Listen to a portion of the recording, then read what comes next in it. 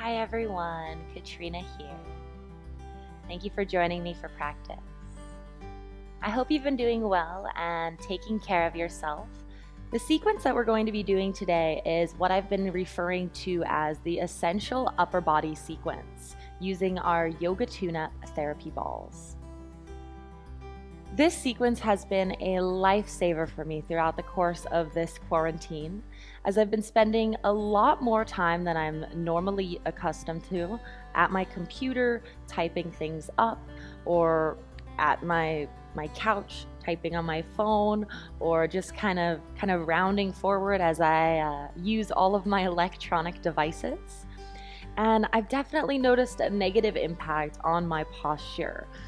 So using these therapy balls has really been a crucial element in helping me feel my best and helping to release tightness in my upper middle back and in the back of my neck.